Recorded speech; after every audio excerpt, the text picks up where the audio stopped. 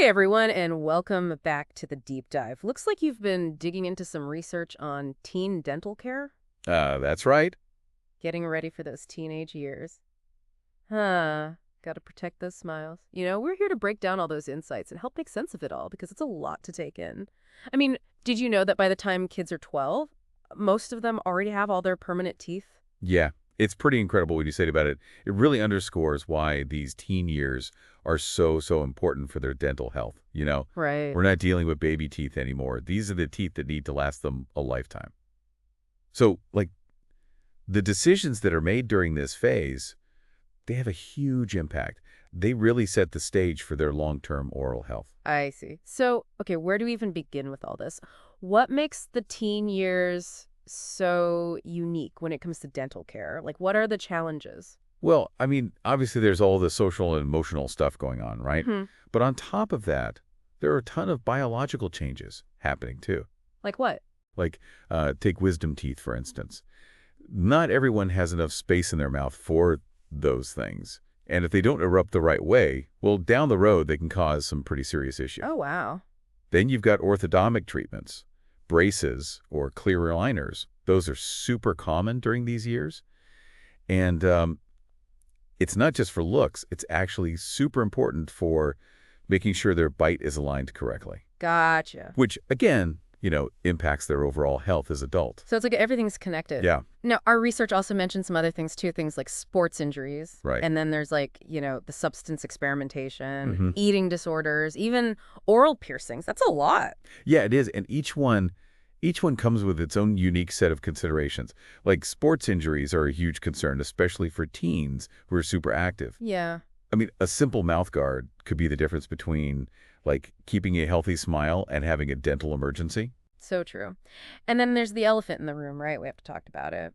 Experimenting with things like smoking Oh, yeah, and of alcohol. course. It's a tough conversation. It always is. But research is clear about this.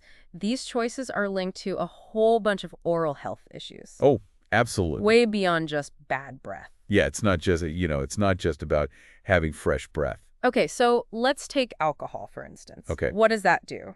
Well, alcohol actually dries out your mouth, which reduces saliva production.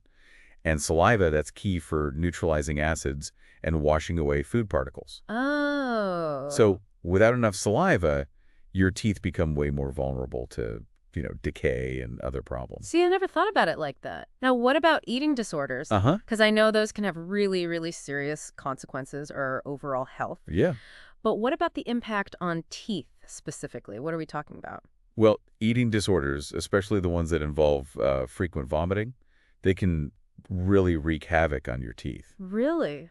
Yeah, because stomach acid, it's very acidic, and it erodes the enamel, Oh. makes them weak and more susceptible to decay. Plus, people with eating disorders, they often have nutritional deficiencies, and that also compromises their oral health. I see. Like if you don't have enough calcium, that directly impacts tooth strength and density, and then a vitamin D deficiency can make it harder for your body to absorb calcium.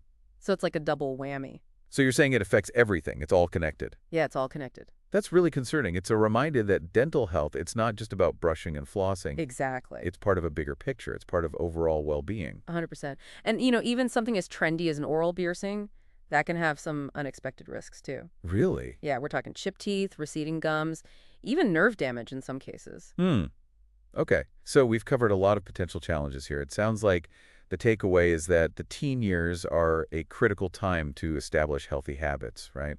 But where do we even start with that? What daily routines make the biggest difference? What should we be focusing on? Well, let's get into the nitty-gritty of those next. Yeah, let's do it. Let's dive in. So we've talked about all the hurdles, the things teens are up against when it comes to their dental health. And it feels like a lot. Like we've uncovered this whole minefield of potential problems. Yeah, but don't worry. There's plenty we can do about it. Okay, good, because I was starting to get a little worried there. So what can parents and teens actually do? Like, what are the tools we have to protect those smiles? Well, let's start with the absolute basics. The foundation of good oral hygiene. Okay. Brushing and flossing. Oh, here we go again. The same old lecture. I know. It seems basic. Right. But you always hear it, brush and floss, brush and floss. So what's the big deal? Why is it so important, especially now that they're teenagers? Well, think about it like this. Every time you eat, tiny little food particles get stuck between your teeth. Yeah. If you don't remove them, bacteria start to build up, right? They feed on those particles and produce acids, and those acids attack your enamel, That's how cavities form. I see. So brushing with fluoride toothpaste, that helps to remove those food particles and neutralize the acids. And then flossing, well, flossing gets into all those tiny spaces where your toothbrush can't reach. Okay, yeah, that makes sense. But honestly, getting a teenager to brush for 2 whole minutes twice a day and floss, Right. that's a whole other challenge, especially for parents. I hear you. I hear you. It's definitely a struggle, but try to make it fun. Make it a Right. family thing. Okay, Brush and floss together. Maybe even put on some music to make it less of a chore okay. and emphasize the benefits, beyond just avoiding cavities. Talk about fresher breath, a brighter smile. Now, those are things that teenagers actually care about. That's a good point. Yeah, appearance is definitely important at that age. And speaking of a brighter smile, our research also mentioned teeth whitening. Oh, yeah, that's a popular one. Yeah, it seems like every teen wants a dazzling Hollywood smile these days. Is it safe? It can be safe and effective when done correctly, but there are some things to be careful about, especially for younger teens. Like what? Well, some of those over-the-counter whitening products can be pretty harsh. Oh, They can cause sensitivity if you don't use them the right way. And if their teeth are still developing, whitening can actually interfere with that process. so you're saying it's not for everyone. Exactly, especially not younger teens. So what about professional whitening treatments? Are those a safer option? They can be because they're more controlled, but you definitely want to talk to a dentist first. Okay. They can assess your teen's specific situation, recommend the best method, because everyone's different. Makes sense. Always good to err on the side of caution, especially when it comes to their teeth. Now, let's talk about something that, well, it often sends shivers down teens' spines, braces. Oh yeah, the middle mouth phase. Right. I remember having braces as a teenager. Definitely not the most glamorous experience. I know, but thankfully we've got more options these days. Oh, really? Like what? We've got ceramic braces that are less noticeable than those traditional metal ones. And then there are lingual braces, they attach to the back of your teeth so you can't even see them. Oh, wow. And then, of course, you've got the clear liners, like Invisalign. Yeah, Invisalign, that seems to be all the rage these days. What's the difference between those and traditional braces? Well, clear aligners are custom made, so they're these removable trays that gradually shift your teeth into position. They're practically invisible, which is a big plus for teenagers, and you can remove them for eating and brushing. Oh, that does sound a lot more appealing. But are they suitable for, like, all types of orthodontic issues? It's a good question, and while they're great for many cases, they're typically best for mild to moderate issues. For more complex problems, traditional braces are probably still the way to go. So it depends on the individual. Exactly. Now, what about wisdom teeth? Not everyone needs to have them removed, right? Right, that's true. Wisdom teeth, or third molars, they usually come in later, late teens, early 20s, and a lot of times, there just isn't enough room for them. Oh. And that's when they become impacted. Impacted wisdom teeth. That sounds painful. It can be. What kind of problems can they cause? Well, they can cause pain, infection, they can even damage adjacent teeth, and in some cases they can lead to cysts or tumors. Oh, wow, that's scary. So often, dentists will recommend removing them before they fully erupt to avoid those complications. That makes sense. I can see why they would do that.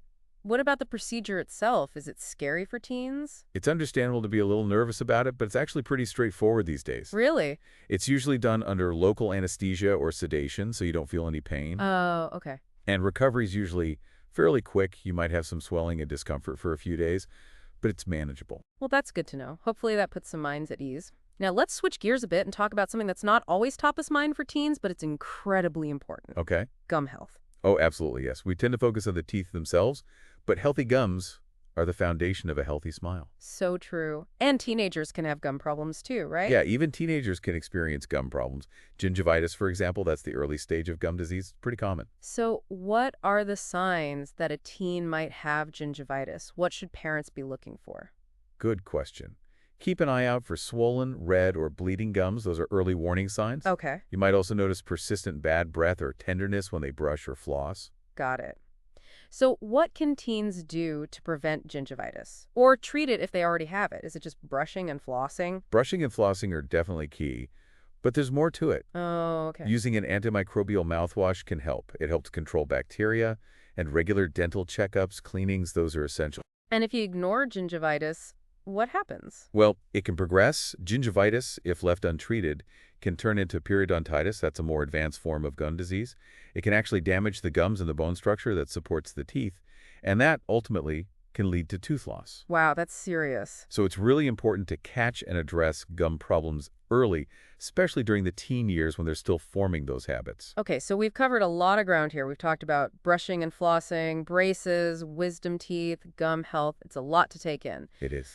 But now I want to talk about something that can make a big difference in a teen's overall dental experience. Okay. Finding the right dentist. That's so important. Because it's not just about finding someone to clean their teeth, right? Right. It's about finding a partner in their oral health journey, someone who can guide them and be there for them throughout the process.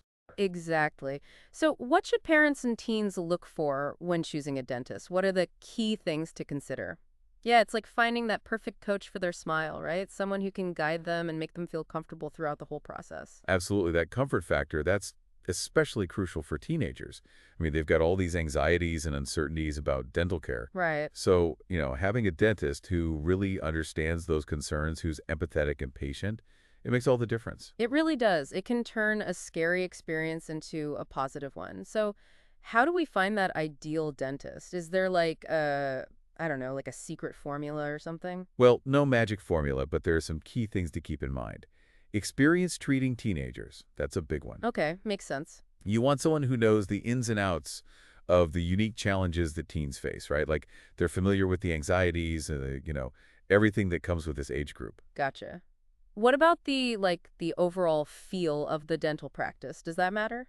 Oh, absolutely. Is the environment welcoming? Is it friendly? Right. Is the staff approachable? Are they understanding? All those things matter. Makes sense. They all contribute to making it a more positive experience, especially for teens who might already be a little nervous. Yeah, totally. It's all about setting the right tone from the very beginning.